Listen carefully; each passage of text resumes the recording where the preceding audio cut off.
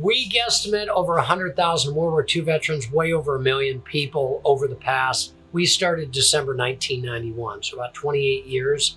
We ran a tour program for 25, and we would bring busloads of World War II veterans and their families through here. We worked with the cruise ships, the tour market from Waikiki, local schools, military, all different groups from really around the world.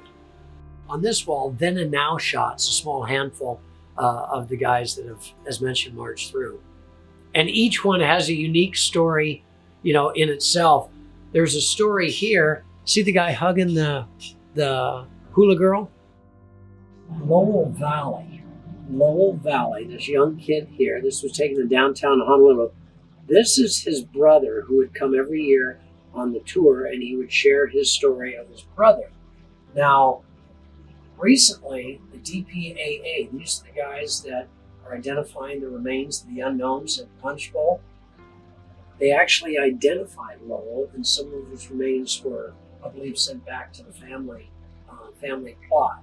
So, kind of a cool story. He brought in a lot of Lowell's stuff that you'll see around the museum, pins and that kind of thing. And they had never found his brother until just recently, just in this last year. Well, there's a tremendous lot of stuff here. You'd have to go through it for hours to really look at everything and know what you're looking for or looking at. But to have all of this information available is something that's great. And it seems like the high school kids, history classes, they're going to be great to have tours here all the time to go through and find out what the history is, because they don't learn history like they should today. The children nowadays don't know what war was. They don't know what freedom was. They don't know about how we sacrificed so that our men could sacrifice. Going back to this, it's I make things to give away so that people will know. This is my freedom isn't free. It shows my daddy as a soldier fighting in France. He was 17 years old. In Montana, they didn't even know a war was going on. He was sent over, fought in the trenches of France, had a bullet go through him and kill the man behind him. And so I did a tribute to my daddy.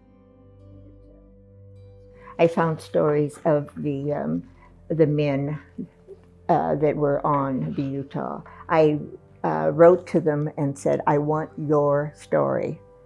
And this tells stories of the USS Utah men. There are so many. I love this museum. This is the one place that I will make sure that I get to. This isn't a bar. This is actually a museum. And as a side note, hey, you can have a beer or a cocktail or a Coca-Cola, and you can take your drink, walk all the way through the museum, upstairs, downstairs, and enjoy the collection. So that's why we're not trying to save a bar. We're not trying to save a speakeasy, a tiki bar. We're not trying to save a brewery. What we're trying to do is save this whole collection, and it works because combined with, hey, come on in and have a drink. We don't have a kitchen. Our goal is to relocate and put a full kitchen in where people can enjoy a great meal.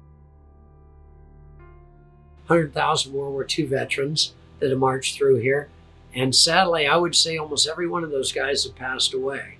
So every time I look at them on the wall, that's the obligation that we have, is to keep their stories alive, once again, for future generations.